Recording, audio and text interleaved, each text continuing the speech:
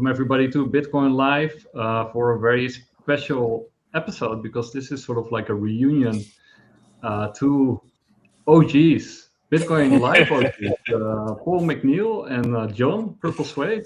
Yeah. Welcome back. Man, we were hanging out before it was called the Bitcoin Live, I think, or like before it was official. You know what I mean? So Yeah. Well, the DB, it was not just branding; it was also because we were banned, again. So I remember. I had to figure out something. So, but now it's Bitcoin Live DB, and so let's go do a round. What have you guys been up to? Who wants to go first? Oh gosh, Purple can go. That's such a big question because it's been so long since I've been on the show. So TLDR, I guess we'll hit high level bullet points, and then we can talk about stuff throughout the show. So I'm currently working at Liquidium. A lot of you guys know Liquidium. They've been around for a long time, almost as long as Bitcoin Live has, I think. They started off on Stacks. They have an Ordinals product, which is not our main product at the moment, but it's still live. The main product is Liquidium Fi, which is a cross-chain Bitcoin loan product that's built on the ICP chain. It's really cool, man. And we do some really cool stuff. We just released an SDK too that has like a prompt that you can drop to your favorite AI that basically gives you access to all of our features. So go click around, check that out. That's like my full-time professional gig. Everyone knows that I love Bitcoin. I've loved Bitcoin forever. I really want to be working on Bitcoin full-time whenever I possibly can. The market's brutal, but we're actually growing like crazy at the same time. Like we just broke 3 million in TVL. We've got something like 600 or 700K in outstanding loans right now. Yeah, this is my baby. I run all of the Twitter. So I'm the senior marketing manager. I guess I didn't say that. So I'm doing all the Twitter. I just took over our Twitter Spaces recently. I'm doing all of our blogging content and all that good stuff. So that's my baby, which has been a lot of fun to work on recently. Been gangbusters for the last couple months. So I would say it's like some of the most traction I've ever had from a marketing gig that I've done, which I'm really proud of. But then in other news, like personal stuff, if you check out my Twitter at the top, I've got a pinned tweet that's just me kind of fooling around. You know, I love my Decred. I've been talking to both of you guys about Decred since the first days that we met. I use the Liquidium SDK to come up with a fun like loan product that I've kind of been vibe coding. That's just for funsies, just kind of to show off Liquidium and see what I can do on my own. In other personal news, I'm now like people call me like a gym bro, bodybuilder, or whatever. I got into shape. Look at this right here. Yeah. I started lifting weights, and I made that my entire personality to the point where my wife started a business. She's doing high protein meals. For a business called The Loaded Plate. So she does 600 calories, 59 grams of protein, $12 meals. She's sourcing in my local gym right now. So that's kind of consuming my life, along with my 2-year-old and my 10-month-old, which are both new since the last time on this show. While I was thinking about that, I was like, I didn't even have kids the last time I was on the show. So a whole lot has changed. That's like as brief as I think that I can be. But yeah, that's me in a nutshell. Wow. Other stuff, man. Music and all that stuff. Yeah, Liquidium's been so much fun. So we're raising right now. If you know anyone, hit me up. All that good stuff. So how did you come across Liquidium? Well, so I've been friends with them for a long time. I knew their founder back when I worked at NeoSwap back in the day. The CEO at NeoSwap was actually an advisor to Liquidium Stacks back in the day. So, and then I met them multiple times at events and stuff. You know how it is, like just jetting around, meeting people in person. And then my good friend James Posted actually was there after. So he went from Cointelegraph to the Bitcoin startup lab. And then I think Liquidium sniped him out of the startup lab. And so he was HR manager for them. He pulled me in when they needed a marketing guy more full time. And then he just recently transitioned actually to Bitcoin Magazine. So that was a great steal for Bitcoin Magazine. He's been doing daily content for them. But yeah, Liquidium is so easy, man. We have this mode that's called like instant mode where you don't even need an account. You can literally just like put up your collateral, get whatever type of stable or other asset that you have in mind and like put the addresses that you want it to be sent to. Nothing is like custodial because everything is based off of ICPs, like smart contract canisters that do all of the calling. So I was stoked when we added the instant loan feature where like you don't have to connect a wallet. Like we're trying to be as you can be with that type of thing. And rates are amazing. If you noticed on that last screen, it's around 3% right now. Yeah. So we have some of the best rates on the market by quite a bit. Nice. Okay. Yeah. I'll dig into that a little bit later. Yeah, man. Heck yeah. You, Paul, because you've been on the road too. Yeah, I've been hustling. I haven't talked to you in forever, man. I know. So I made my exit out of the whole crypto world at the beginning of the last presidential election for a lot of reasons. But in addition to that, I just felt like having such a large social footprint gives you a large attack vector. So I wanted to shrink that attack vector as much as I possibly could.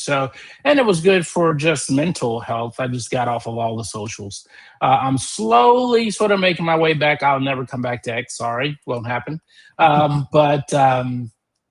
right now I'm only on LinkedIn. And I did that partly because of professional things. So right now I'm working with a commercial real estate property management company. So I'm the VP for that company. I'm overseeing all of the commercial properties that we have that's under management. My partner, she's handling the brokerage and the investment side. So I've been doing that. It's a long-time friend of mine. I was literally in Pennsylvania, making my way back to Texas to literally do nothing, and stopped in to see her. And after talking with her a little bit, she was like, I can use some help. And I was like, okay, I need something to do. So hence that sounds like you. Deal. You're like, you know what? Let's just do this. This is great. I love that. Yeah. So, but you know, I've been laying low intentionally. But in addition to that, so probably I think it might have been last year. As you all know, Crypto Curator died. I put it to rest. But I did decide to resurrect with the new name, and that is The Inspirator. Is Bitcoin Inspired is the blog post that I write on Substack. I've been doing that blog, I think I said now, almost probably a year.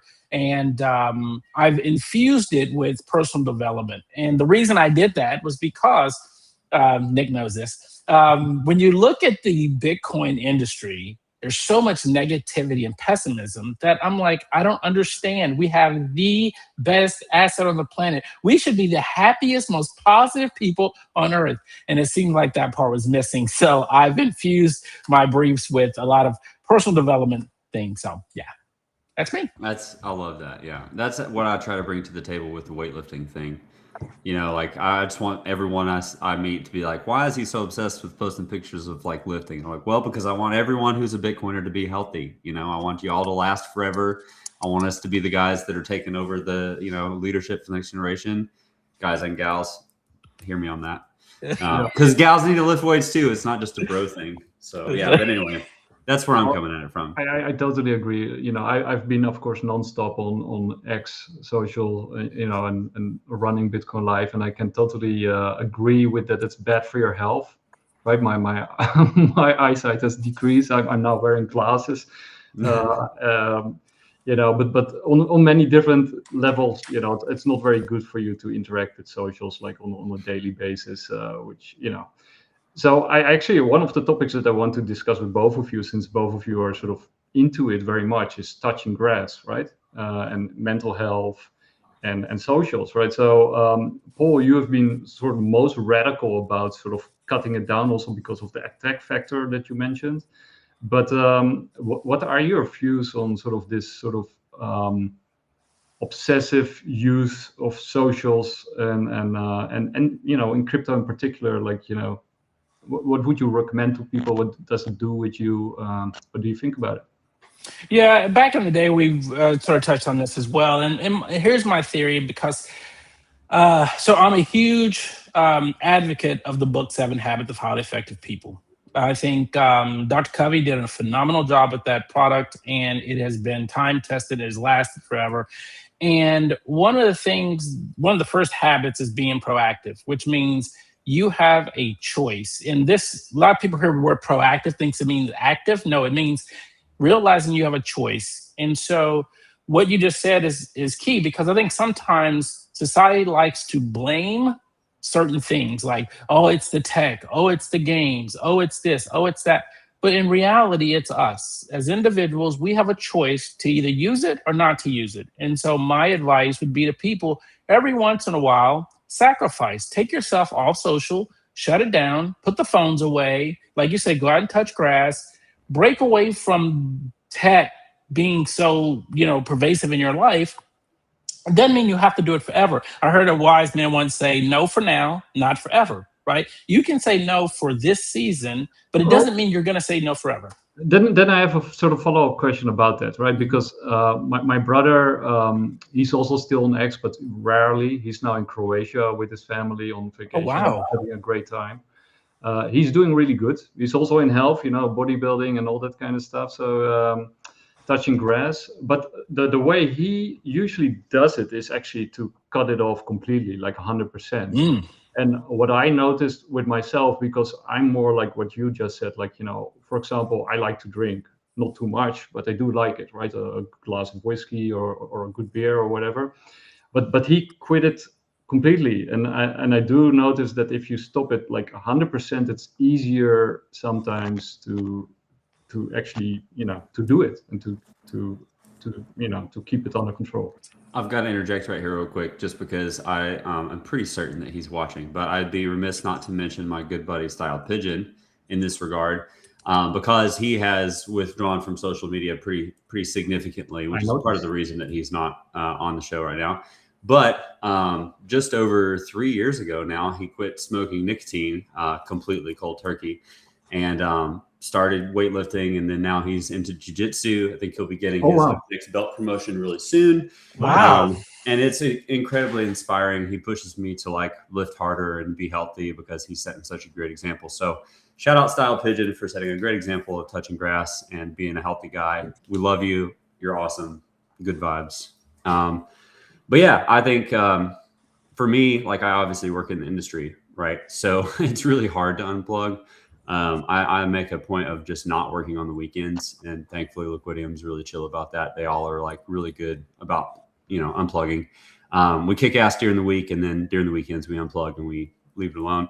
And that's super important. And I think also it's telling when all these guys that have been into tech or socials or Bitcoin, like we have for so long, all of them are raising their kids or like telling people like, don't let your kids be on social media. Don't let them have smartphones. Make them be outside. Make them read books. Make them write with their hands. Like all this stuff.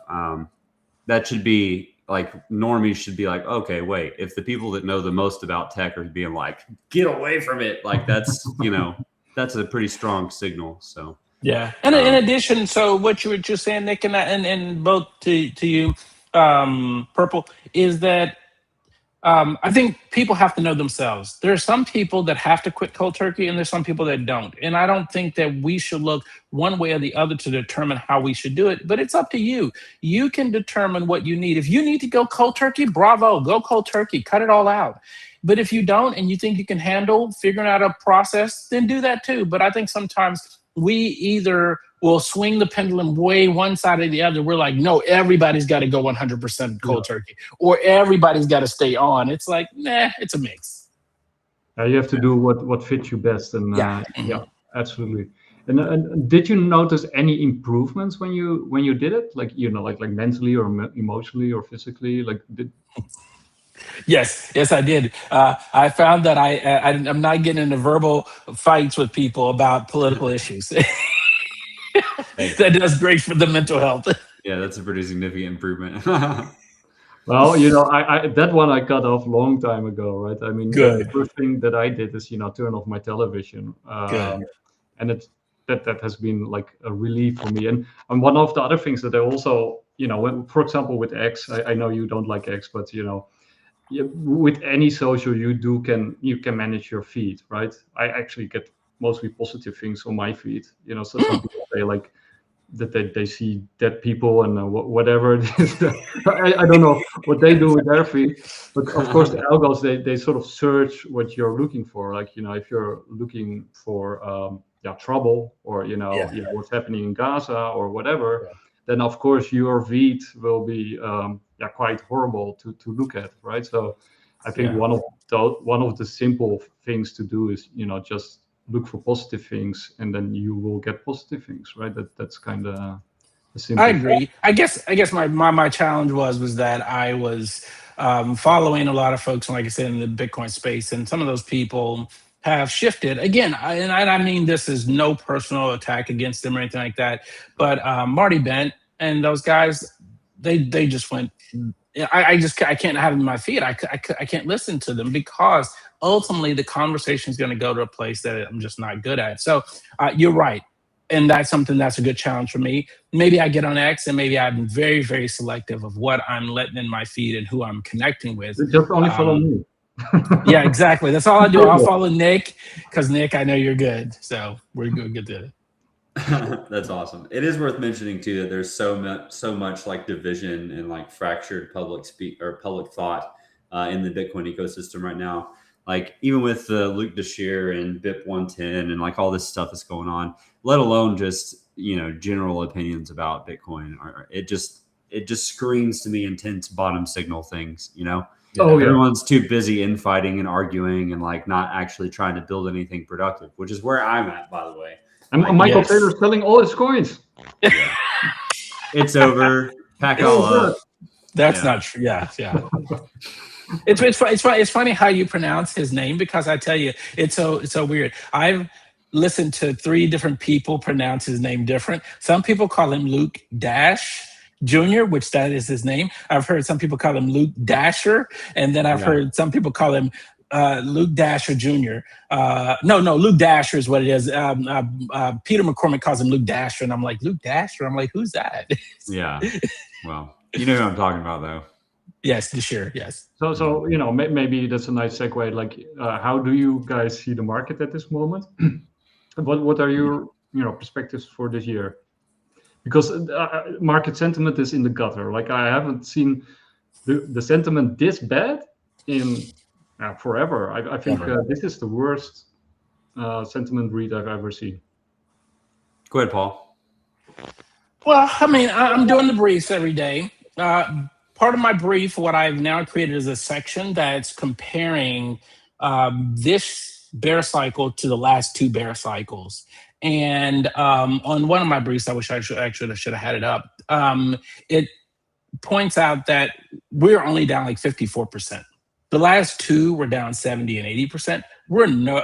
If we repeat the cycle, we got a long way to go, right? So, but what I have noticed, and this is across thought leaders that I've been listening to that I curate, is everyone's saying October. I don't know why. It just came out of nowhere, and everyone's saying October. October's the bottom. October's the bottom. Buy your coins before October, because after October, all bets are off. So will we come out of crypto winter in October? Everybody seems, Mark Yusko, everybody seems to think so. So I think everyone likes the fact that would rhyme with the previous top being October 6th. Oh. Yeah. That was my initial guess, because I agree with you. I've been seeing lots of calls like that. And then, of course, you also have the midterms, so the dust probably sort of settles. That's right. Yeah, everyone's always really hesitant going into the midterms, for sure. Yeah. You get some clarity and some stimmies, and then everybody's Hey, you're right. We might get clarity by that point. Wouldn't it be interesting? That would really be interesting. I definitely hang out with Thibaut Swanee every Wednesday and more, and he's been saying basically the level that he's been watching is like that 55K level. Basically his whole thing is uppies long term unless that level is broken, and then like at this point every dip that we've had has been like around 60, right? Like we've wicked down to 58.9 or something like that at one point. So the level that Thibaut has been watching for the last many months is remaining at support levels, which I think supports the theory that we go back up in October. Maybe we have a few more wicks down and scare people, wipe out some of that leverage again, because people can't. This is why we can't have nice things, is because of leverage. But have any of you guys ever seen such a bad sentiment out there? I have some remembrance of the days when we were hovering underneath 10K, We like came right up to it, and then we would go back down to 6, and then we like it did that test over and over and over. I People bought were that just so angry. Like, I have a screenshot of me like looking at the chart, being like, "Rah!" And it's like it's 6,000 or something like that. Has very similar vibes to me. You're right. It did stay at 6,000 for a long time, and then we had that drop down at 3, and it completely scared everybody to death. And then we resurged after that. So you're right. Yeah. Yeah. So 50-40 is still in play. I don't think that 40 is in play personally. Like, I would be shocked if we get that level. There are too many people that have vested interest in getting those cheap coins at this point. I think Fibo's right. I feel like that 55 level is key. Like, any chance you get to scoop around that level, not financial advice, that's what I would be doing. And if we break below that, then I would say dollar cost average at increments, and wherever you feel comfortable. But I would be, if we get 40, count yourself blessed. That's all I would say to that. I think it'll be a wick to 40. If we ever touch, it would be a fast wick that you probably can't catch. It'll go so quick because the buying pressure would just eat it all up. Eat it up. Yeah. Lesher Rastani also put out a video, I think yesterday or the day before, about that we're basically on a not solid footing, but we might have a bounce around here. So, but that doesn't mean, of course, that we then still can't go down later. Yeah, true that. True. So now, okay, you want to come back, Paul? Did I hear that correctly, or do you want to come back to crypto, or? You mean like doing shows or Twitter or whatever? Like I said, I'm doing the brief. So the brief does give me the ability to sort of, and I do the brief on Substack, and I'm doing it on LinkedIn. I do a weekly sturgeon report on LinkedIn, and then I do the daily briefs on Substack.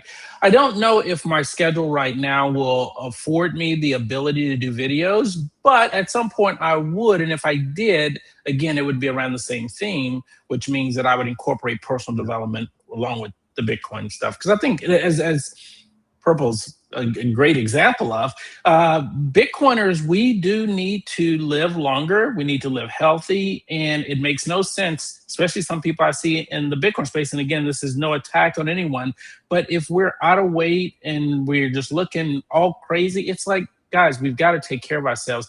Again, we have the most pristine asset. We should be pristine. Yep. I agree. We complain about the hard times, and so we got to create the hard men to kind of like create the good times, right? So that's right. That's my perspective. I also found out that like the #1 kidnapping deterrent out there is how intimidating the father looks. So I was like, all right, well, we're going to look as intimidating as we possibly can. And also, being an American, my Second Amendment rights are awesome. That's what I like. I like to say this on live streams. Like, my defense against the $5 wrench attack is a gun. So don't bring a $5 wrench attack to threaten a daddy. You know what I'm saying? So. That's right. That's right. But don't tell them which gun you use, because then they'll bring a bigger gun, right? That's right. Yeah. Well, hey, no. So when you live in somewhere like Tennessee, man, I read a stat the other day that it's something like every Tennessean lives within like a 4-mile radius of a gun dealership or something crazy like that. So, anyway, Tennessee doesn't play. In Europe, they always look a little bit strange to Americans who are sort of so pro guns, right? And I think you got some studies, but I always wonder if those studies are, not slanted or biased. But the studies are, of course, that guns are bad and that creates violence and people, get shot. And so basically you want no guns. But how do you look at those studies, and what do you think about that perspective? My perspective is that I think that if you believe in people's right to own money, that you believe in their right to protect their money. And I think that the bad guys don't give a shit about laws, and that if, the law is not going to protect you at a certain degree, then you got to protect yourself. And people like Lop were reporting often about all these $5 wrench attacks, all these kidnappings in Europe and all this kind of stuff. And literally, like, when I'm on camera, I want to say, if you're going to come at me with a $5 wrench attack, I'm going to shoot you. Okay. Like, I'm going to protect my family. And it's hard to do that when you don't have the proper defense. Right. And then in terms of speaking to the studies directly, I would say that most of the gun violence in America correlates with some of the highest gun control laws.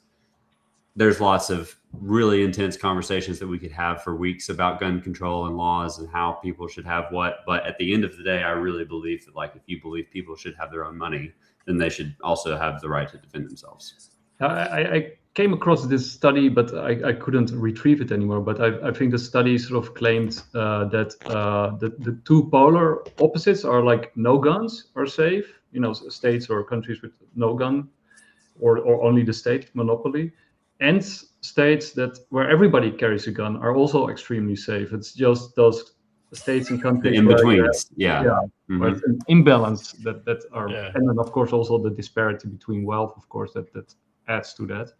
But I could never retrieve that study.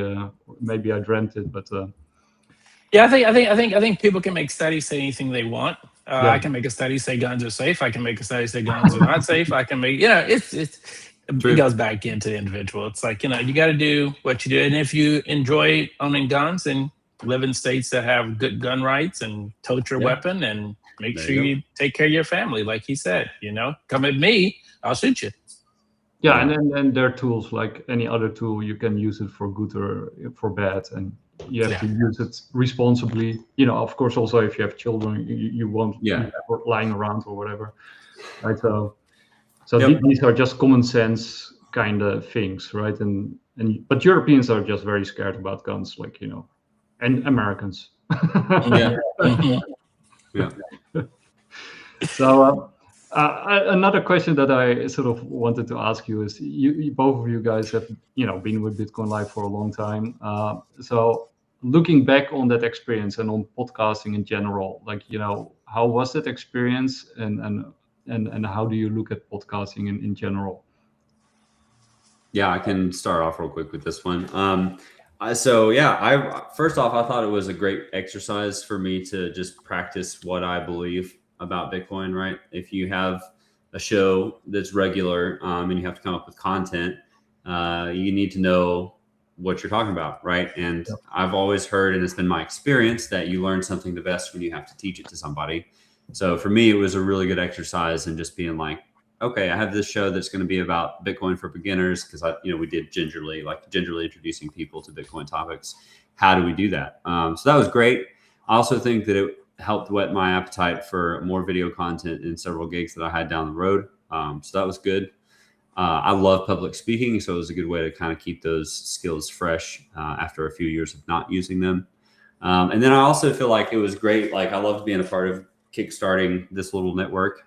It's so cool to see all the shows that are here now. And even though I'm not doing one at the moment, I'm really proud knowing that I got to be at the beginning of that, and that this is basically achieving a lot of the stuff that we dreamed about way back in the day together, So that makes me really happy.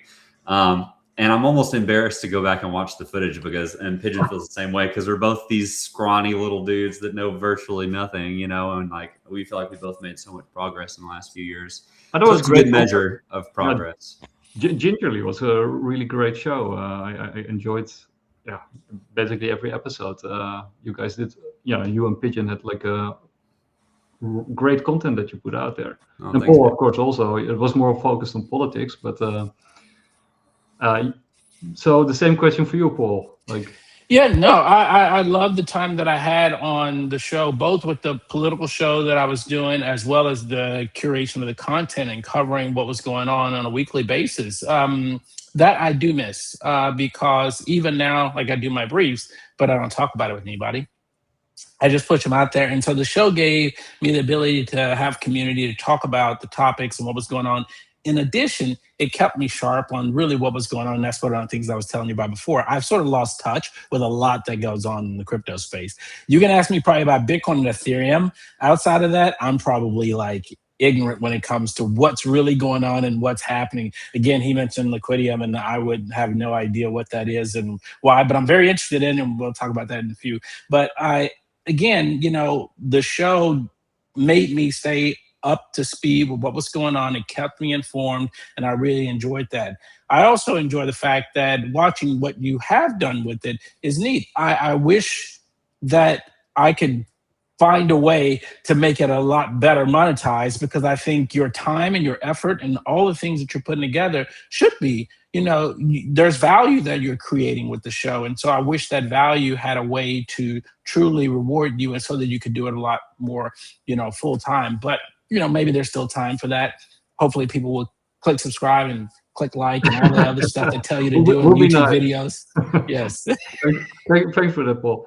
Yeah, now Yes. monetization is, of course, difficult in crypto, and especially when liquidity dries up, in these bear markets, it's even worse, right? So I just had a show with Johnny Law and Fry and Steve, and Johnny made the point that what he does it just for education and for the love of the space, right? And that's also my main motivation.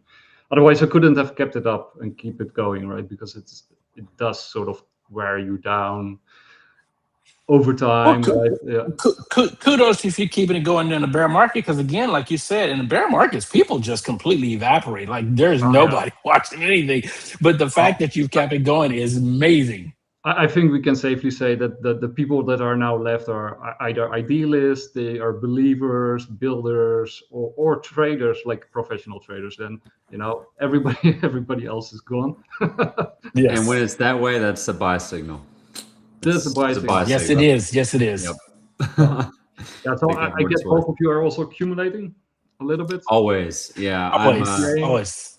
Yeah, it's been it's a tough economy out there, but there are ways to stack without having to spend tons of money. So I've actually, my latest kind of little hack is the best card that I've found so far is the Coinbase Genesis card, because it gets like 2% back base or something like that. So it's a great way to stack sats. I've been doing that. Nice. Yeah. Nice.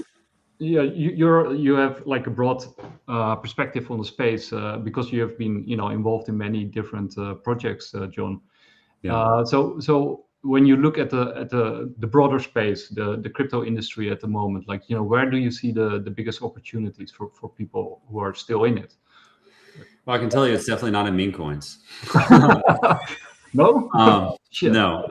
There was a time, and maybe I even said these on the show, that it's like there was money to be made in meme coins if you know the right people, if you can be in the right place at the right time. And then it was like there is money if you can be an LP provider.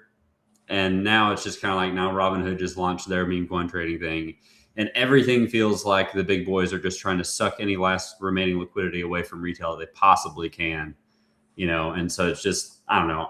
My thing is like, stack your sats, hold on to your stuff. If you're going to try and find something that's going to perform better than Bitcoin, good luck, first of all.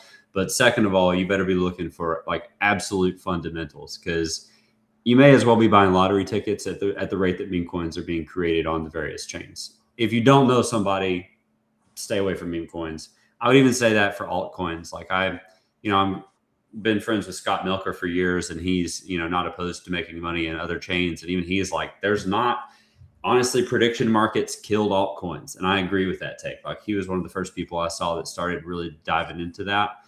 And when you can predict every single major cultural thing that's going on, why is there a need for meme coin culture anymore? There's not really, So from my opinion, that being said, I think that there are still some like Dino coins out there, like Decred, for instance, that have some pretty significant value add to the space. Decred in particular, just because of the style of governance and the blockchain hybrid style that they use. It's very unique. No one else has tried it. I know that big players like Cathie Wood and others have said that they're interested in that particular technology. So if we see a Clarity Act later this year and we see institutions, expand out, I think plays like Decred, like Solana, plays that have very obvious utility associated with them. Because like with Solana, you have Hyperliquid, obviously. You've got their whole phone tech stack that they have that I think adds a pretty significant value to the network. So yeah, I think actual fundamental macros for coins that have been around for a while are some of the safest plays outside of Bitcoin. And I use safest very loosely because I'm 90% Bitcoin right now, or maybe even 95. Sort of the top coins. I mean, for example, Binance Coin is an obvious, the Amazon of crypto. If it's backed, but like Binance Coin makes sense because they're a behemoth, right? They have finances to back up their coin. That makes sense. Yeah, 100%. And there's others that I would say proof of work coins that have showed that they're gonna stick around. Yeah, like in the Decred vein, like I know you're a big Digibyte fan. Absolutely, like that's another one. I think Monero, I think has some problems that need to be figured out. Obviously Zcash had that crazy exploit that went on for so long. So again, like fundamentals, man. If you're not DYOR, like you're gonna get screwed one way or another. And it's not like I ever suspected Zcash of being faulty like that, right? I was just like, oh, this is just another competitor, but AI opens up a whole entire new venue when it comes to auditing, so which is good, I think. Yeah, I think privacy will become more and more important going forward, and the smart money knows that. So I do think that there's opportunities there, and business. Go on, Paul. No, I was going to say a little bit what you were talking about with how people are looking at the market and what they're using. Since you are working with Liquidium, one of the things that I find interesting is right now, if you guys remember, and I know you remember, the CeFi explosion. But out of the CeFi explosion, it was interesting to see. Yeah, it was interesting to see Lend stay operational, Nexo stay operational, right? Both of them were doing the same thing that BlockFi and Celsius were doing, but of course they were doing it differently. But what is your take on the lending, since you are working with the platform that lends, that probably, does yield, is that industry safe to enter back into? Are people doing it different? Like what makes a platform like Liquidium work for someone to consider loans or yields? Yeah, that's a great question. So we're not going after the Ponzi yield angle. We're just going after the loan angle. Our idea is that Bitcoin is pristine capital and people should be able to use it without having to sell it. Like very straightforward. Obviously figuring out non-custodial or like as little custodial as possible is the most difficult part of that, right? And our team has cared about that since the Stacks days. That's part of why we started off in Stacks, is because it's like, that was where the smart contracts of the time were.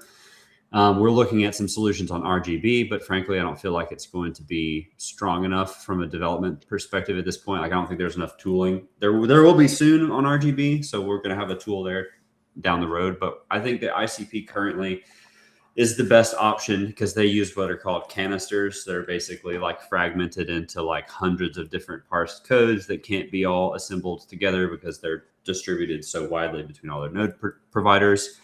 From my understanding, and again, y'all know that I'm not technical, so this is just me as a marketing guy talking to y'all, and you can read our documents if you want to dive in more. But Chain Fusion allows for us to be able to send smart contract queries that are basically like if-then type things that are associated with a particular address that submits the transaction. Okay, so even if Liquidium Fi were to go under and you can't access our website, it is still possible to be able to withdraw and retrieve collateral without our UI because of the way that the smart contracts are structured. Now, in terms of taking down the ICP network, that's a totally different discussion, and we can get into that. But like, you're obviously at that point, you're trusting that ICP will be able to stay up as a network. But it is basically like it's an interchain thing where ICP is able to act as the oracle and executor between chains, between Bitcoin right now and Ethereum and ICP itself. And then we're going to be adding, I think, probably Solana next is our next big expansion. Right. So say a person had 0.25 Bitcoin, right? And that would come out to be about 16 grand. So could they take that 0.25, put it on your platform, get a loan with that, and that would be, again, I know you can't, but safe, right? As safe as possible, safe as it can be, right? Yeah. All of our, I would say, like, so, I'm a Bitcoiner. I had funds in Celsius, right? I was this close to losing everything. Thank you for giving me the heads up because I got my funds out literally like 5 days beforehand. Gosh, you're a good man. Yeah, I know. I can't believe that I made it out. But that being said, like when I personally build on Bitcoin stuff, like I want stuff to be as decentralized as it can be. I've done lots of research. I spent lots of time in the ordinals community, right? Like all of this stuff. Lots of people have been trying to figure this problem out. And from what I can see, we don't wrap stuff straight up, which is our big value prop. Like it's just native Bitcoin. because we want that user experience to be as easy as possible. We want you to just be able to be like, I have Bitcoin, I have Ethereum, I want a loan. That's something else. You can use both. You can use all those assets to collateralize one loan, which is pretty unique. That is pretty cool. Yeah. So we currently use a variable interest rate, which is kind of the kicker. We're subsidizing that right now to keep it below 10%, so that we can be competitive. I think we're currently working on a fixed interest solution because lots of people want that. But basically, we're trying to keep it as P2P as possible. Somebody puts up Bitcoin, or like you put up your Bitcoin, it goes into the pool. You're able to pull out liquidity against that Bitcoin. You have your receipt that's tied to your wallet that you used for it. You can pull out your collateral at any time. You can, like, it's an infinite loan, so there's no terms, right? You can just, as long as your loan is healthy at a certain loan to value ratio, which I think that's like 50% is our like recommended default, but it can go up to like 85, I think. Before liquidations. No, it's a really bad idea. I'm not saying you should. I'm saying it's possible. It's possible. But no, I definitely recommend 50% or better. Like some people do 25% even. So and right now we service USDC and USDT as our two main stables.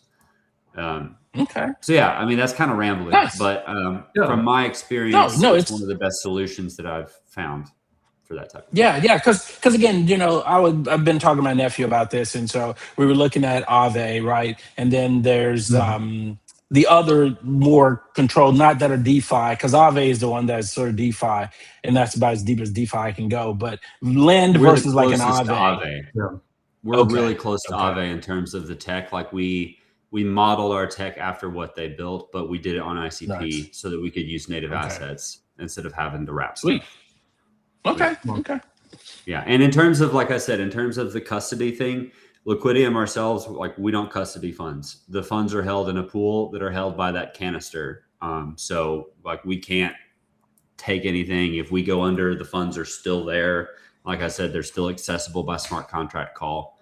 I think it's the next step. I don't think it's the final solution, you know, but we're working on the final solution. We'll get there. Eventually. I totally understand sort of the use case for, you know, using Bitcoin as collateral. You know, it's like the pristine collateral, as Michael Saylor always say.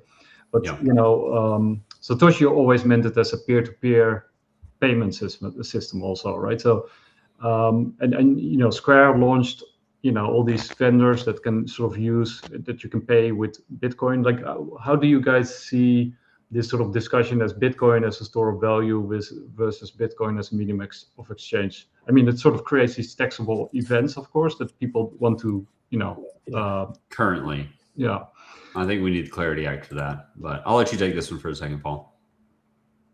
Yeah, no, I was watching a video this morning, and there was a professor from Duke was talking about this. And what I think people are not getting, not actually correct, or right or wrong. I just think that they're looking at it in a weird way. It's like, remember, let's not freeze time. Time is going to continue to move on. Bitcoin is going through an evolutionary process. It starts as a store of value, and then it'll move to a medium of exchange. Then it'll move to a unit of account. We need to give it time to do that, and that's not going to happen in like 5 years. It's going to happen over decades. So, correct.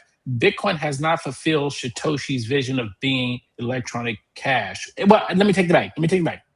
That's incorrect. It has fulfilled that vision, but that's not the mass use of it. Because if you remember, Bitcoin Beach, they use Bitcoin as cash, right? And there are places where I can go right now and use my Bitcoin as cash, and they'll accept it. Shake Shack will take my Bitcoin to buy burgers. So it is being used as electronic cash. Peer-to-peer, maybe not so much, but we haven't gotten there yet. So I think we just need to give it time. It'll eventually get there. Yeah, I think I forgot who it was, but somebody once made the point, like something starts as a collectible, then it moves to a store of value, then it moves to a medium of exchange, and then it ultimately becomes the denominator, the unit of account. But basically, you do have this problem or this tension or issue where if everybody starts, you know, using it as a collateral, that it sort of undermines it being used as a cash. I almost wonder if Satoshi was able to comprehend the level of inflation that we would deal with within such a short amount of time. Or maybe he did. Maybe he did, yeah. But I mean, given your point that he started it as they started it as a P2P, payment system, I understand, wanting to move away from the US dollar in that regard. But like, inflation exponentially took off. I almost wonder if he wouldn't have just started off by saying like, this is going to be the base value type thing. I think Hal Finney was there at the beginning, like pretty quickly when he was like, this is going to hit $10 million a coin. I don't think he was thinking because people are going to be using it to buy coffee, So. Right, yeah, to a certain extent. But again, like I said, I think what it is that we just have to give it time to play out, and that we're headed there. And I was just saying that, there are like, again, if you look at Shake Shack, they are a great case in this deal. They will accept your Bitcoin for food. So if people that say it can't be used, it's just that we choose not to use it right now for several reasons. But I think time is going to eventually, because here's what's going to have to happen. It's got to be some big climatic event that makes people stop using dollars through a third party like a bank, right?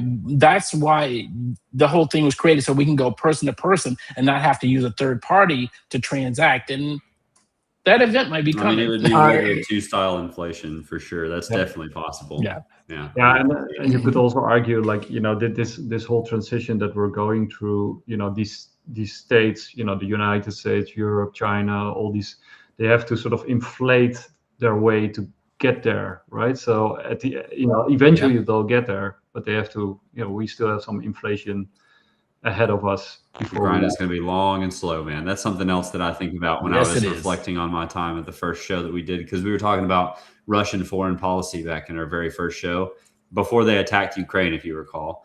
Yeah. And those were the days. Yeah, and like where debt was like 30 or 40% smaller back then. The inflation rate was significantly smaller, and like, dude, I just had no idea how intense it was going to get. So, well, nice segue to the world. You guys are pretty safe there in the US, but when you look out across the ocean to the rest of the world, what do you see, and how do you look to the future? I mean, you have kids, of course, John. So for you, it's even more of an issue. Like, how do you see the future, and do you feel safe, or do you see what kind of things do you see over the horizon? No, yeah, that's a great question, and it's not an easy one to answer. I most days just want to be able to, have enough resources to disappear into the woods and create a compound for the extended family and friends type thing. But yeah, I think from as an American, like coming off of the 250th anniversary here, one thing, it's crazy to think about. There are restaurants that are older than our country, so we've done a lot of stuff in a short amount of time, which is pretty cool. I definitely have been lacking in patriotism. So I'm happy to feel a little bit of stronger pro-America vibes for a bit, despite the rather negative sentiment around our administration. That's not an endorsement. It's just, I'm happy to feel a little proud to be an American for once. And I want there to not be any war. I'm kind of sick of that crap. I feel like we could be spending all that money and trying to make America a better place, because right now people are struggling to buy groceries. And with inflation being as rampant as it is, it makes me be like, I don't know how people are going to be able to keep making it. So from an economic perspective, it feels pretty dark. As a parent, I feel like I know what I need to teach my kids to have them thrive. I just have to execute that. And I think that a lot of Bitcoiners also know that, which is really encouraging. Anytime that I'm around OGs like yourself, it makes me feel good about the fact that things feel bad internationally. But I know that there are a lot of people such as yourselves who are out there building and doing good things and, creating the world that they want to see. And that's encouraging for sure. That's part of why I enjoy staying in this space, is because the people that are here encourage me on a long-term basis. And then do you? Oh, sorry. You go first. No. Go. I just wanted to ask, have any of you guys ever thought about sort of leaving the US? Because there's also that sentiment that things are dangerous and it might get worse, or Nope. Well, nope. You can come find me in the Tennessee hills, baby. You don't have to be dragging me out of here. I'm planning on being buried in this state. So, okay. Yeah. And you, Actually, Paul? that's the summary of my last 10 years. Is like I was born in Tennessee. I always felt like I was a Tennessean, and then I went out into the world to see it, and I found out that I was a Tennessean, and I came back to have kids and settle down, and I'm going to be here forever, and I'm really happy about it. Great whiskey too. Yeah. Yep. Mm-hmm. Very good whiskey. Yeah, we know our and moonshine. If you haven't had moonshine, that's my favorite. That's right. Yes. Yeah. Yes. Yep.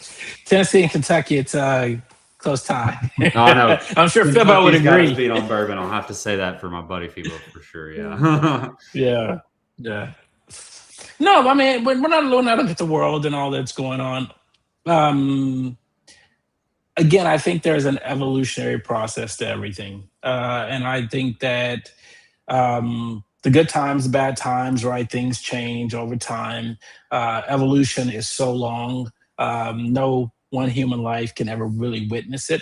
But I think that I'm currently sort of doing a book on this topic, but I think over time, things will continue to change. And people always will like to say, in the good old days, in the past, but if you were to go to the past, those people would say the same thing, in the good old days. And so it just keeps pointing back to some time that, I think what's going on right now in America, as Purple said, I wouldn't leave. I've done some traveling through the military, and I've seen some places. I just don't feel comfortable in any other environment than I do here in America. And I like our freedoms. I like what we have, even though it does seem like it's complete nonsense half the time. I think everybody could say that about where they live, right? And the world, I do feel that it's unfortunate that some parts of the world go through the turmoil that they go through, whether that be in Israel, whether that be in Iran, whether that be in Ukraine. Those things are unfortunate. I wish that the world leaders would do a better job at coming together to collaborate and to fix this thing, because those world leaders, what I find interesting, you won't find any of them out there on the battleground. No. They will send everybody else to the battleground to fight and die. And where are they? They're still in office, still doing what they have to do. So I think there's also a regime change that's happening, and it's not because someone's overthrowing something. I just think, an unfortunate, rest in peace, Lindsey Graham, he's gone, right? He is one of the most, crazy people when it comes to politics. But I think they have those personas on purpose. And I think there's a lot of orchestration to what we see as people. And this is globally. I think that, and whoever's in charge, if no one's in charge, I have no idea. But I think that some things are orchestrated to keep the world the way that it is. So I don't know. I'm hopeful that we're going to get some better people in office and better leaders in office, and that things will change. But, you never know. I will say I didn't watch a ton of it this year, just because, like I said, I've been struggling with patriotism. However, I have been generally encouraged by the World Cup because it's in the U.S., right? And there were so many people from all over the world that came to the United States, and there have been so many wholesome stories of people being like, dude, I had no idea Americans were actually like super chill, or like, I like this food, or I'm hanging out with these random people in Arkansas. I saw like there was I think it was the English national team was in Chattanooga, Tennessee for a little while. And I saw stories from those guys being like, Chattanoogans are incredible. Like the whitewater rafting here is nuts. How did no one tell us this? There's air conditioning in the United States. Can you believe it? Anyway. That's a subtle jab at you guys. But no, I actually felt really encouraged, because it felt like everyone was like, hey, what if the leaders are all the ones that are just super fucked up, and like we actually really like being around each other. So that solidarity was really cool. And I hope we see more of that. A good story on that. So while I was serving in the Navy, I was stationed in Pearl Harbor, and I was on subs. And we had a Russian surface ship pull into port, which is absolutely at that time unheard of, to have a Russian surface ship that close to our subs. And everyone's freaking out, and we were all like on pins and needles. And so what happened was that the Russians were staying up in the barracks.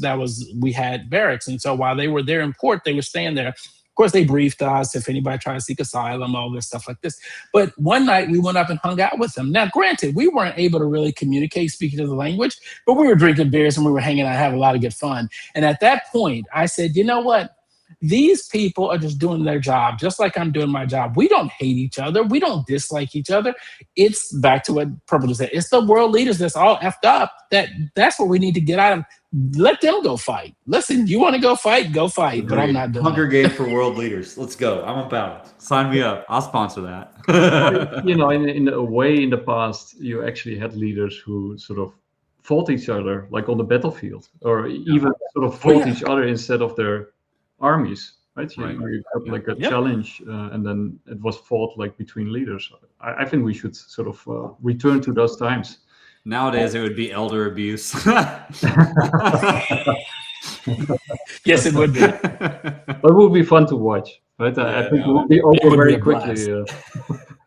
I think it would come to a solution, to an agreement of some kind. Yeah. Well, it's back to the ethos of Bitcoin, right? So this is what a lot of Bitcoiners will say, the hardcore Bitcoiners. The reason that we have all these wars is because they have unlimited money to print. If they didn't have unlimited money, these wars would be very short. And this is the problem with our money. We just let these governments just print to infinitum, and then they can buy as many bullets and guns and tanks and ships they want, and they fight forever and ever and never goes away. Get us back to hard money, and that won't happen. Yeah, no, I totally agree with that. I think Safedin Ammous in the Bitcoin Standard, classic book, of course. Read the white paper and the Bitcoin Standard, but he pointed out that I think in the 20th century, with central banking, the start of central banking, these wars could totally escalate beyond imagination, and then we got like the First and the Second World War. But it started earlier, of course, between the British and the French. Those kind of wars, the Napoleonic times, it started back then. Escalated completely beyond. So maybe Bitcoin can rein us back in. But then we have another problem, right? We've got AI, and I imagine that both of you are also deep into the AI world, and it sort of connects directly with Bitcoin, in my opinion, and I imagine yours too. So, and again, you got kids. AI is taking away jobs, perhaps creating new ones, but also creating like a total mayhem while it's out there. How do you guys look at it? The positive, the negative, the good, the bad, the ugly? For me, I use multiple AIs every day. It's a tool to me, to be honest, and it's a tool that I understand well enough to know that it's not going to be taking over the world anytime soon. I think, though, that the people that are in power, AI makes it significantly easier for them to create a surveillance state, which is happening. You combine AI with things like the Patriot Act and flock cameras, and now all of a sudden it's a pretty scary dystopia. So I'm concerned about that type of thing. But practically, I really think that AI is a very powerful tool, and it's akin to understanding, using good search terms, or like being able to understand putting a blog on the Web 1.0 back in the day. So I've honestly, I think I would say I've 3 to 4x my productivity in the last 2 to 3 years, just because of understanding various tools. But that's my take. It's going to be used for big evil. It's going to be used for big good. It's helped me out a whole lot. It's kind of where I'm at. Yeah. I'm on the same boat. And again, I tell people I don't hide it. All my briefs are generated by AI. What I believe is that AI is only going to be as good as what you put in and how you prompt it to do whatever it's doing. And so I use Claude, I use ChatGPT. I'm starting to use some of the health AI, which this is another thing that I think people need to focus in on, is that AI gives us the better opportunity to truly analyze ourselves. And I'll just give you a quick breakdown. So I use several different deals. I use like this Oura Ring. I have my Apple Watch. I have my phone, of course. I have a scale. It's a FitDay scale that I use to measure the muscle and the fat in my body. I take all of this data on a weekly basis and feed it into AI. And then it gives me a comprehensive look at my health, where I am. I also do things like, there's a platform that's called Function Health. I was using that one. Now I use one called Superpower, and they draw your blood, and then they take all that data and I feed it into AI. And so it's starting to give me a better understanding of my body, how it's working, what I'm eating, how I sleep, right? All the supplements I take. All of this can hopefully allow us to live healthier lives longer. Now, again, back to this sort of book that I'm writing, I've come across a very interesting statistic, and it is both Moses in the Bible, if you read the Bible, says that actually the way the verse is stated, it says, God says, my spirit will not reside with man for more than 120 years. So that's a 120-year cap on lifespan. There's a scientist named Hayflick that came out to the same conclusion, 120 is where we'll live. And this woman named Jean Calment, a French lady, she lived to be 122. So the reality is that my next question is, why is there a 120-year wall? What's preventing us from getting on the other side of that to 150, 180, 200? And I think that's all starting to come about. And I think we're going to start seeing some changes in that from all the research being done right now in longevity. And with AI, I think AI is going to give us the ability to create better drugs, better supplementation, better analyzation of our health. And we're going to live a lot longer, I think, which creates its own dynamic. But yeah, I love AI. My brother-in-law is a microbiologist, and his work has like probably 10x, 50x because of AI tooling, because he's doing gene sequencing, right? So it's like, if you think about the fact, basically AI is good with data sets. And so if you have a mundane tool that's tons of data that would take you forever to go through, just give it to AI and it does it in 30 seconds. It's crazy. Like, I run this weekly analytics report across everything that I touch at Liquidium.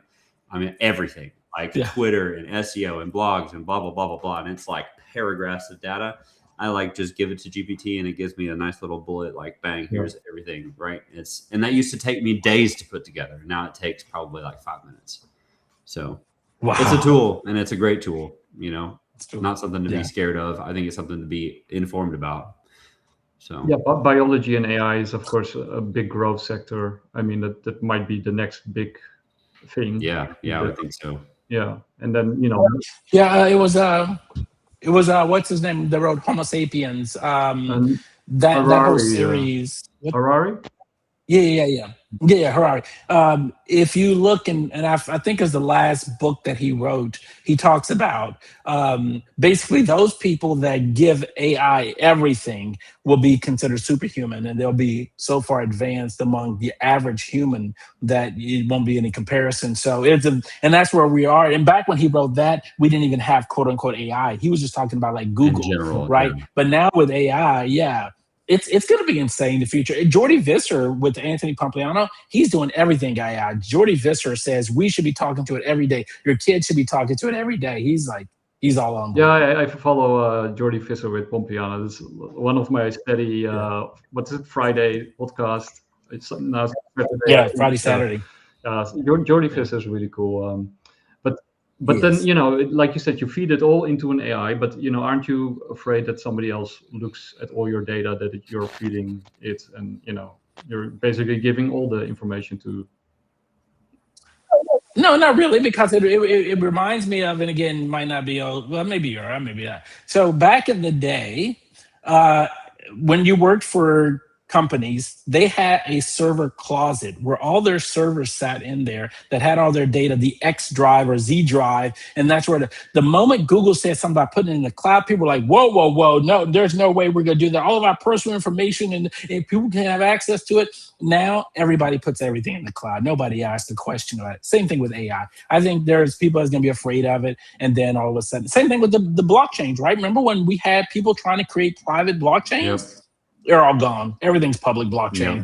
Yeah. I know. I had so many meetings with people back then, and then like as soon as they were like, "We're working on a project," I was like, "Roll my eyes. All right, you're gonna be dead in a year and a half." Like, good Lord, it's crazy. Now, I agree about like the whole data thing. We were just talking about this Wednesday night with Fibo and Pigeon about like all of our data is public. Like, I'm not super sophisticated with the darknet myself, but I know enough to be able to like find things. And it's so like data is the easiest thing to find. All you have to do is start up Tor and find a search engine, and boom, you can find data. It's crazy. Yeah. You don't even have to have nefarious intent, you know, like it's insane. I think last week or something, or the week before, there was this new glasses, you know, those glasses that allows you to sort of connect with the internet at the same time. Yeah, and it can display information on people above their heads and all this. Yeah, and that's sort of, you basically had like the complete erasure of privacy through those glasses. Yeah. It's like a live HUD on everyone around you, which is pretty insane. Yeah, crazy. I mean, I think that we're going to see a pop in like wearables, like privacy wearables. I've been to enough Bitcoin conferences to see some pretty cool tech in terms of like either glasses you can wear or like little clips that you can put on like under your collar or whatever that like mask your face. Yeah. They're kind of, you know, out of reach for the average individual right now, but I would think that that type of thing gets cheaper when demand goes up, you know, so we'll see. And what you said earlier, Paul, about sort of the Bible and living beyond your age, you know, the woman who lived 2 years without God, I guess, 122. So you also get the disparity there, right? You know, with people who have access to these technologies, like Harari says, and those who don't or who miss the boat. Like with Bitcoin, for example, you can basically get new hybrid kind of people, half machine. It's like Elysium, that movie with Matt Damon from back in the day. Yeah. And I mean, as soon as people start living like 200 years, 300 years, 500 years, and somebody else, you know, lives not even 100, you know, you get these strange. Yeah, it goes back to what I was saying with evolution. Yeah.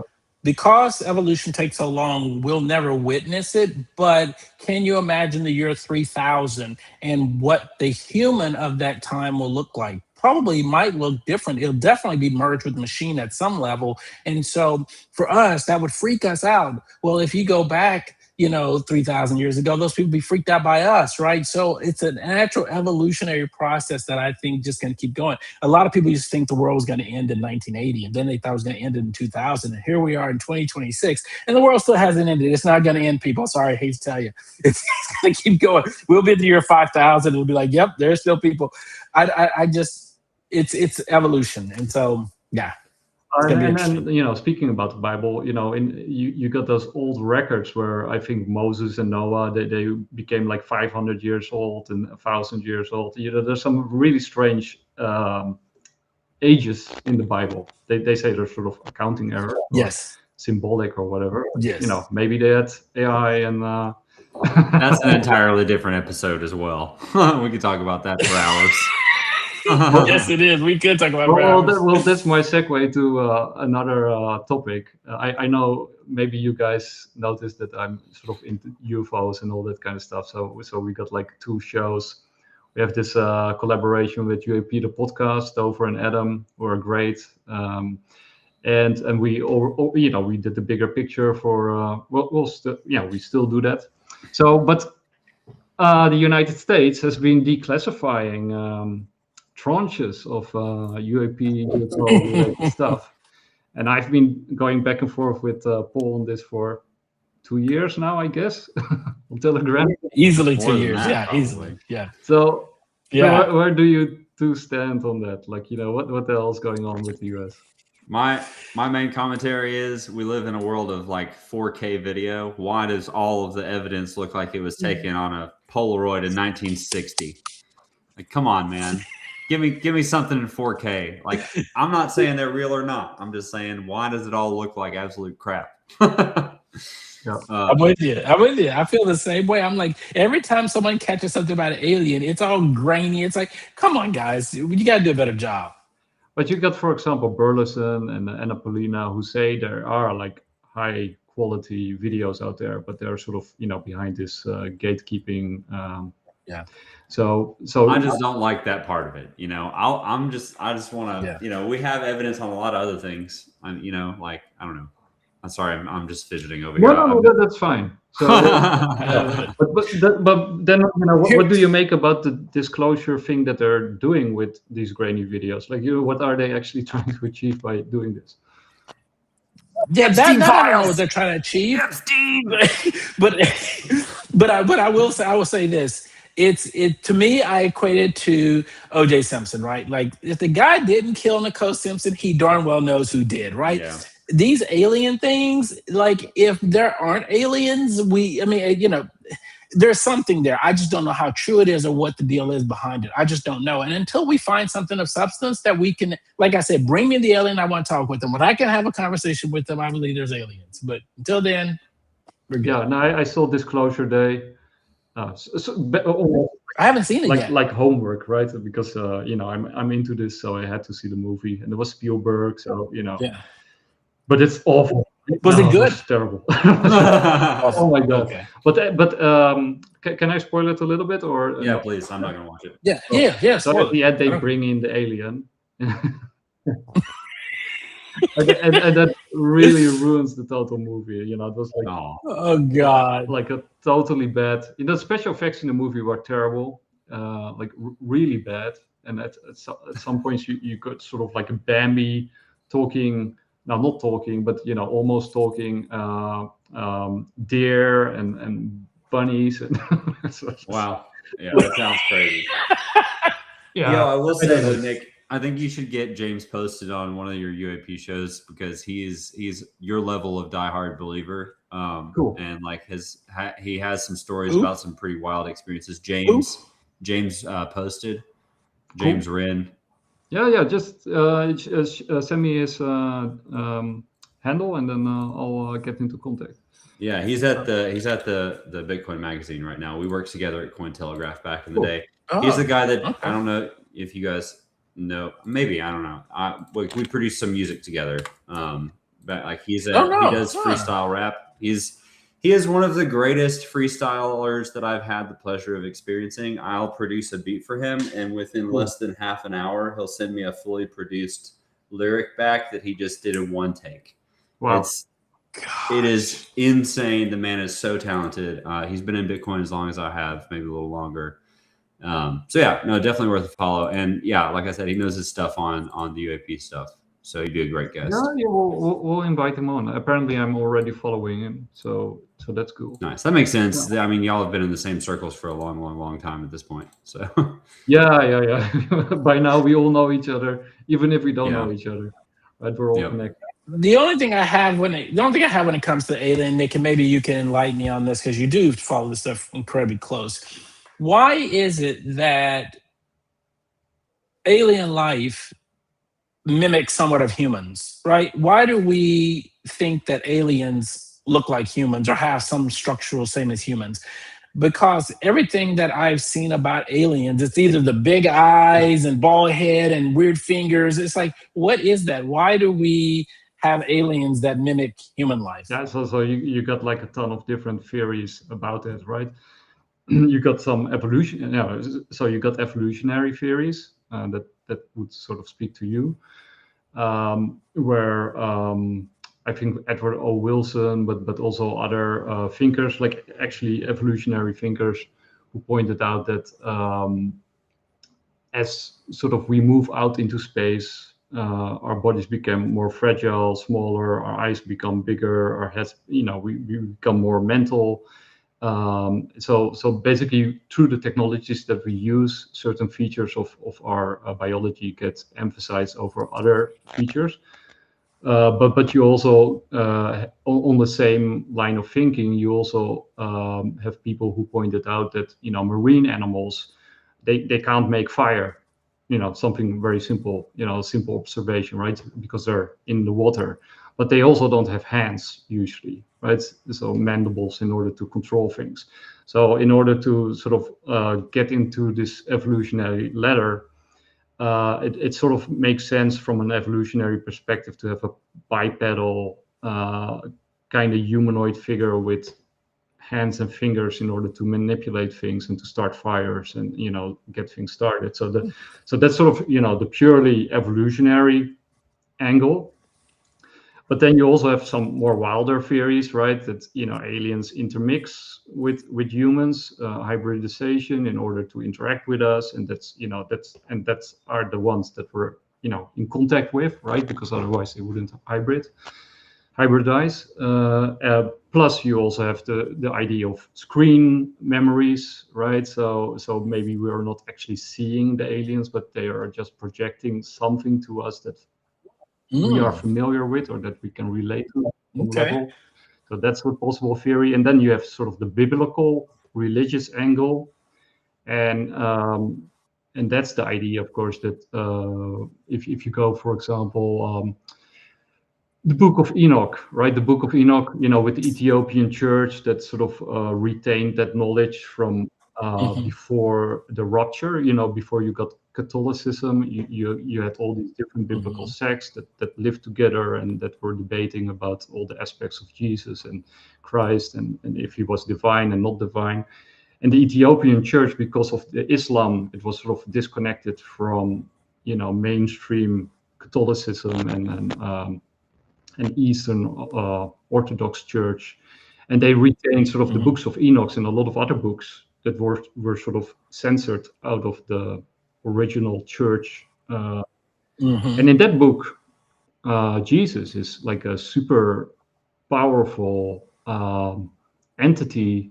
And apparently Mel Gibson is going to do part 2. So he did sort of what was the first movie? I forgot the name. Passion of the Christ. Yeah, the Passion. He has been working on a second movie, which I'm not sure if it's this year or next year. And he got a lot of funding, and the funders, they got no information about the movie except from sort of what he wanted to release. But he got the funding anyway. Because of the success of his first movie, and everybody said that movie would flop, and it was a big success, and everybody loved it. And now he's working sort of on a second movie, which probably based on the Ethiopian picture of Jesus and sort of the resurrection that happens. And in the Book of Enoch, Jesus goes through 7 dimensions, a little bit like Muhammad actually, so sort of the 7 layers, and that will be in the movie. But the idea there is that he's sort of an all-powerful entity that rules over all these dimensions, and that he has to scale down his power in order to be perceived at these different levels, in order for these beings on those levels to even interact with him, but also otherwise they will be blown to bits, right? Because he's too powerful. So he has to scale down his power level in order to be visible on all those levels. And in our level, he's just a baby, because otherwise he would be, too powerful.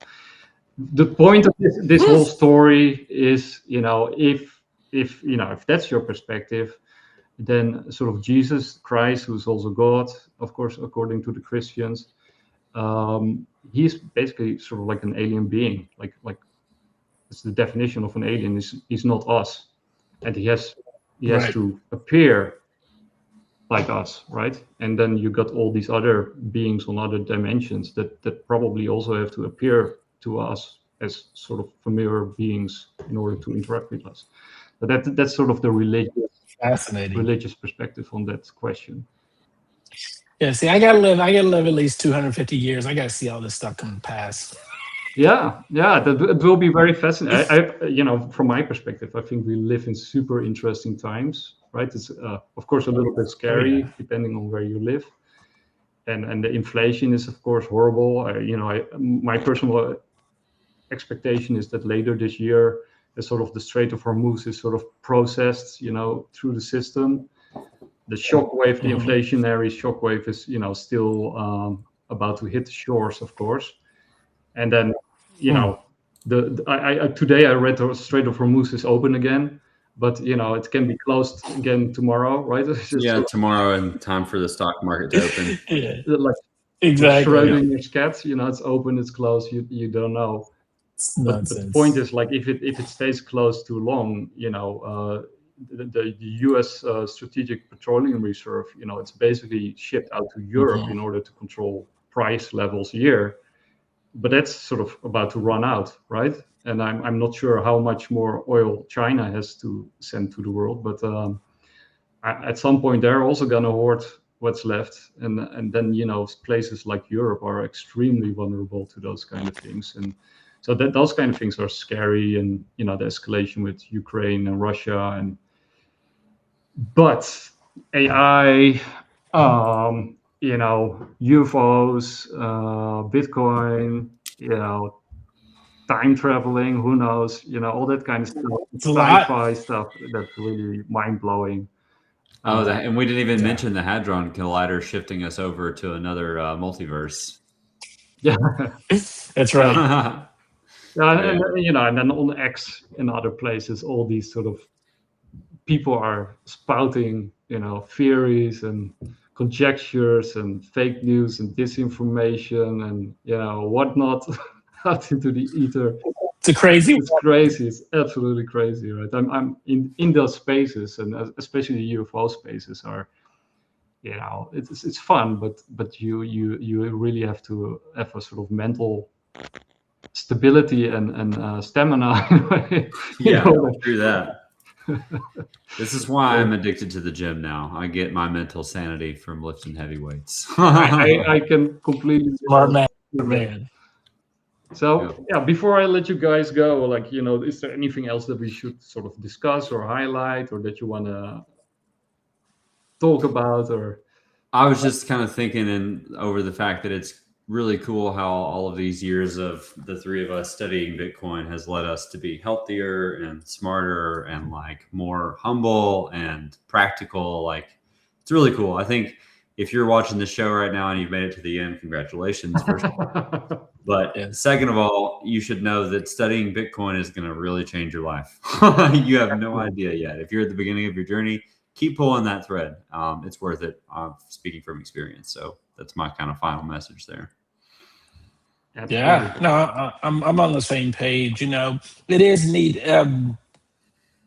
People, because I was watching, I forget which show I was watching, one of these YouTube shows, but they were talking about over time things evolve, even friendships evolve. Some people come into your life and some people go out of your life. And it's been pretty cool, the fact that we've been able to stay connected over time, over the years, and hopefully many, many more years in the future. But as we watch this industry morph, right? Again, we were there early watching it morph, going through the boom bust cycles, watching all the different, CeFi explosions, right? All the wars, the chain wars, all of this stuff. And then eventually when it gets, 30 years old and older, we're going to be able to have witnessed that whole time frame. So it's going to be pretty neat to see that and still have these conversations. We'll have to do it again so that we can get caught up again on what's all going on. So pretty neat. Yeah. We can write history books about no kidding. Yeah. People are going to have to come interview us because we've been here for all of it. That's right. We're OGs, and what you said about the rabbit holes is true, right? I think Bitcoin is the ultimate rabbit hole that sort of gets, you eventually to UAPs and whatnot. It's the real red pill for sure. Yeah, it is. It is. Yeah, and and of course also with Style Pigeon, I mean he did great content also, and we had a really good team, Douglas, and then now we have a lot of other people also out there. So. Yeah, it was great having you. Bitcoin Live. Huh? Yeah, I said props to Bitcoin Live. It's amazing. Thank you. A long way. Yeah, it was fun, and we'll keep doing it. We'll keep trucking, and you guys are always welcome. And we wish you all the best with all the projects that you launch and that you're working on. And we'll see you next time. Yep. I gotta go have nap time with my girl. So I'll see y'all later. Much love. Go see you soon. All right. Bye-bye.